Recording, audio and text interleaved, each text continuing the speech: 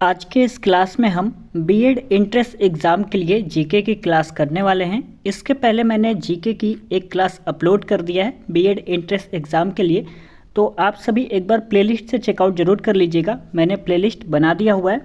तो आज हमारी दूसरी क्लास होने वाली है बीएड एंट्रेंस एग्ज़ाम के लिए। यदि आपने फॉर्म भरा हुआ है बीएड का तो ये क्लास आपके लिए काफ़ी ज़्यादा इम्पॉर्टेंट हो जाता है। प्लीज़ इस वीडियो को पूरा अंत तक आप लोग सभी देखिएगा, ठीक है। तो चलिए क्लास को स्टार्ट करते हैं। आज के क्लास में पहला प्रश्न हो जाएगा, निम्नलिखित में से कौन मुक्त व्यापार को सबसे अच्छे से परिभाषित करता है। ऑप्शन नंबर ए कह रहा है निर्यात और आयात पर कोई प्रतिबंध नहीं है। दूसरा कह रहा है निर्यात पर कोई शुल्क नहीं है। तीसरा कह रहा है आयातित सामान ड्यूटी फ्री बनाए जाते हैं। और डी कह रहा है आयात को हतोत्साहित किया जाता है। तो इसमें आपका करेक्ट आंसर हो जाएगा ऑप्शन नंबर ए, निर्यात और आयात पर कोई प्रतिबंध नहीं है। एक मिनट कलर चेंज कर लेते हैं, फिर क्वेश्चन को डिस्कस करते हैं। अगला प्रश्न है, एक अभिभावक आपसे विद्यालय में मिलने के लिए कभी नहीं आता है। आप, उसके आगे क्वेश्चन मार्क है।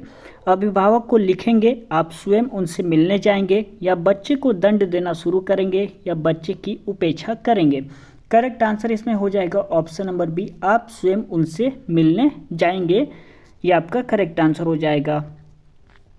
क्वेश्चन नंबर 33 कह रहा है, कक्षा में जो विद्यार्थी प्रश्न पूछते हैं उन्हें ऑप्शन नंबर ए कक्षा चर्चा में भाग लेने के लिए एक प्रोत्साहित किया जाना चाहिए। और बी कह रहा है लगातार प्रश्न पूछने के लिए प्रोत्साहित किया जाना चाहिए। और सी कह रहा है स्वतंत्र रूप से उत्तर ढूंढने के लिए प्रोत्साहित किया जाना चाहिए। और डी कह रहा है कक्षा के बाद शिक्षक से मिलने की सलाह दी जाए। इसमें आपका correct answer option number B हो जाएगा, लगातार प्रश्न पूछने के लिए प्रोत्साहित किया जाना चाहिए। चलिए अगला प्रश्न कह रहा है, अध्यापक की मुख्य भूमिका की पहचान है एक। इसमें आपका correct answer option number D हो जाएगी, नेता। अध्यापक की मुख्य भूमिका की पहचान है एक, इसमें आपका ऑप्शन नंबर डी करेक्ट हो जाएगा, नेता, ध्यान रखिएगा। चलिए अगला प्रश्न हो जाएगा, अध्यापक से पहले एक अध्यापक करता है। विद्यार्थियों की रुचि की जानकारी करता है, अध्यापक पाठ की तैयारी, या हेतुओं की पहचान, या उपरोक्त सभी। इसमें करेक्ट आंसर हो जाएगा ऑप्शन नंबर डी, उपरोक्त सभी। क्वेश्चन नंबर 36 देख लेते हैं, सार्थक अध्यापन में शामिल है कि। ऑप्शन नंबर ए कह रहा है अध्यापक क्रियाशील है और विद्यार्थी क्रियाशील है। बी कह रहा है अध्यापक क्रियाशील हो या ना हो परंतु विद्यार्थी क्रियाशील है। ऑप्शन नंबर सी कह रहा है अध्यापक क्रियाशील है परंतु विद्यार्थी क्रियाशील हो या ना हो। और डी कह रहा है उपरोक्त सभी परिस्थिति। तो इसमें आपका करेक्ट आंसर हो जाएगा ऑप्शन नंबर ए सही रहेगा, अध्यापक क्रियाशील है और विद्यार्थी क्रियाशील है, दोनों यहाँ पे क्रियाशील हो जाएंगे। चलिए क्वेश्चन नंबर 37 देख लेते हैं, अध्यापन का सर्वप्रथम परिणाम है क्या है। विद्यार्थियों के व्यक्तित्व का संपूर्ण विकास, विद्यार्थियों के चरित्र का विकास, या विद्यार्थियों के व्यवहार का इच्छित दिशा में बदलाव, या उचित काम में नियुक्ति। तो करेक्ट आंसर हो जाएगा ऑप्शन नंबर सी, विद्यार्थियों के व्यवहार का इच्छित दिशा में बदलाव। अगला प्रश्न हमारा, अध्यापक की कार्य क्षमता की प्राथमिक आवश्यकता है। करेक्ट आंसर हो जाएगा इसमें ऑप्शन नंबर डी, ये सभी। यानी अध्यापन में माध्यम और टेक्नोलॉजी के सही प्रयोग में निपुणता होनी चाहिए, और अध्यापन कौशल में निपुणता के प्रयोग में, और अध्यापन के विविध तकनीकी निपुणता, यानी ऑप्शन नंबर डी यहाँ पे आपका करेक्ट हो जाएगा। क्वेश्चन नंबर 39 देख लेते हैं, अध्यापन में प्रश्नावली का कौशल बहुत जरूरी है क्योंकि विद्यार्थियों को इम्तिहान के लिए तैयार करने में, शिक्षण में विद्यार्थियों के क्रियात्मक भाग लेने का निश्चित करने में, सी कह रहा है विद्यार्थियों के तथ्य याद रखने में, और डी विद्यार्थियों को अनुशासित करने में। करेक्ट आंसर हो जाएगा ऑप्शन नंबर बी, शिक्षण में विद्यार्थियों के क्रियात्मक भाग लेने को निश्चित करने में ये बहुत जरूरी हो जाएगा। चलिए अगला प्रश्न देखते हैं, क्वेश्चन नंबर 40, एक अध्यापक को अपनी आय बढ़ानी है, आप उसे राय देंगे कि पुस्तकें लिखें, शेष वक्त में कोचिंग संस्थाओं में पढ़ाएं, या स्कूल कॉलेज में ज़्यादा आय देने वाला कार्य स्वीकारें, या अध्यापन के सिवा अन्य कॉन्ट्रेक्चुअल कार्य को करें। तो इसमें आपका correct answer option number A हो जाएगा, पुस्तकें लिखें। अगला प्रश्न देख लेते हैं, क्वेश्चन नंबर 41, एक प्रिंसिपल होने के नाते आप अपने सह अध्यापकों को प्रोत्साहित करेंगे कैसे। पिछड़े लोगों को ऊपर उठाने वाली समाज सेवा में भाग लेने के लिए, भारत में और विदेशों में सेमिनार और कॉन्फ्रेंस में भाग लेने के लिए, विषय के ज्ञान बढ़ाने के लिए, रिफ्रेशर कोर्स में भाग लेने के लिए, या उपरोक्त सभी। इसमें आपका डी करेक्ट हो जाएगा, उपरोक्त सभी। क्वेश्चन नंबर 42 कह रहा है एक अध्यापक विद्यार्थियों में सामाजिक और नैतिक मूल्यों को जगाएंगे। करेक्ट आंसर हो जाएगा ऑप्शन नंबर डी, विद्यार्थियों को यह पाठ्य सूची प्रवृत्तियों में शामिल करके।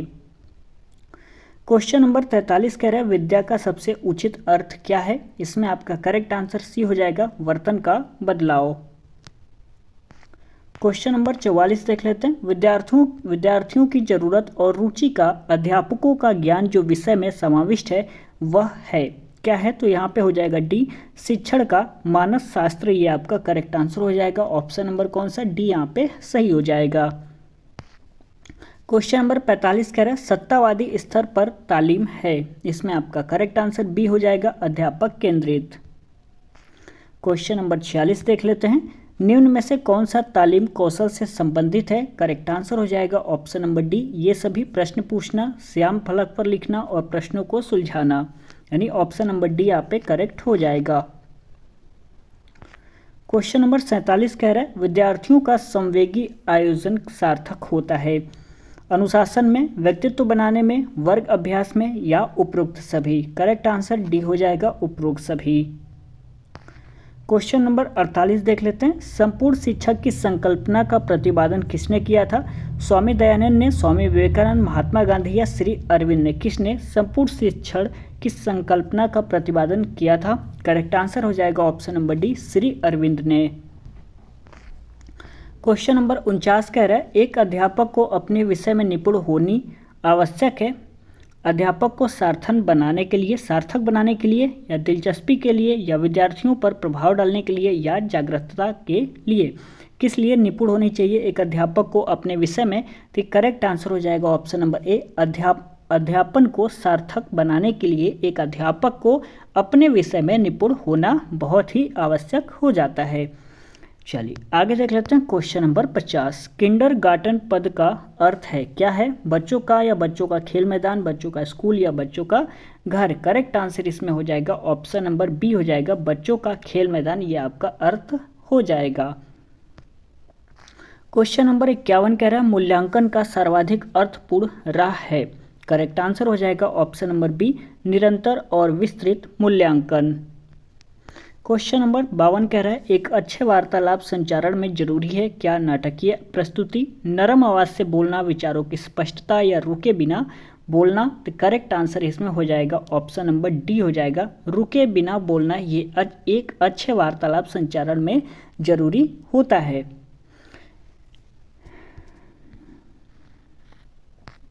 चलिए क्वेश्चन नंबर 53 देख लेते हैं, शिक्षण कौशल तालीम का निर्धारक है। इसमें आपका करेक्ट आंसर हो जाएगा ऑप्शन नंबर डी, घटक। एक मिनट आप सभी 51वां क्वेश्चन को हम दोबारा देख लेते हैं, मुझे लगा कन्फ्यूजन है थोड़ा सा, देख लेते हैं दोबारा। मूल्यांकन का सर्वाधिक अर्थपूर्ण राह है क्या। विद्यार्थियों का कम्युनिकेटिव रिकॉर्ड रखना या निरंतर और विस्तृत मूल्यांकन या टर्म के अंत में हेतुलक्षी परीक्षा लेना या सेमेस्टर पद्धति मूल्यांकन। करेक्ट आंसर मैंने अभी आपको बताया था ऑप्शन नंबर बी, निरंतर और विस्तृत मूल्यांकन। चलिए मुझे थोड़ा मतलब कन्फ्यूज़न हो गया था तो मैंने कहा एक बार फिर से देख लेते हैं क्वेश्चन का आंसर क्या होगा। ठीक है, तो कोई दिक्कत की बात नहीं है। एक अच्छे वार्तालाप संचारण में जरूरी क्या है, इसमें मैंने अभी आपको करेक्ट आंसर बताया था ऑप्शन नंबर डी, रुके बिना बोलना। चलिए क्वेश्चन नंबर 53 देख लेते हैं, शिक्षण कौशल तालीम का निर्धारक है। करेक्ट आंसर हो जाएगा डी, मैंने अभी आपको बता दिया था, घटक। क्वेश्चन नंबर 54 है, वर्ग शिक्षण में सूचना माध्यम वर्ग से दूर रहना और चले जाना को असर करती है। करेक्ट आंसर बी हो जाएगा, सहमत है। क्वेश्चन नंबर 55 देख लेते हैं, स्कूल संकुल की परिकल्पना प्रथम स्थापित हुई थी कहाँ पर। मध्य प्रदेश, उत्तर प्रदेश, बिहार या राजस्थान में। तो करेक्ट आंसर हो जाएगा इसमें आपका ऑप्शन नंबर डी, राजस्थान में। क्वेश्चन नंबर 56 देख लेते हैं, अध्यापक का आचरण जरूरी है, सूचनात्मक, प्रशासकीय, निर्देशात्मक या आदर्श। करेक्ट आंसर हो जाएगा ऑप्शन नंबर डी, आदर्श। क्वेश्चन नंबर 57 कह रहा है, यशपाल कमेटी रिपोर्ट का नाम क्या था। करेक्ट आंसर हो जाएगा ऑप्शन नंबर बी, बिना बोझ के शिक्षण। क्वेश्चन नंबर 58 देख लेते हैं, निम्न में से कौन सा तत्व धम्म में वर्णित नहीं था। करेक्ट आंसर हो जाएगा ऑप्शन नंबर बी, संघ के प्रति आस्था। क्वेश्चन नंबर 59 कह रहा है निम्न में से कौन सा तालीम शिक्षण का स्तर नहीं है। करेक्ट आंसर हो जाएगा ऑप्शन नंबर बी, असमानता स्तर।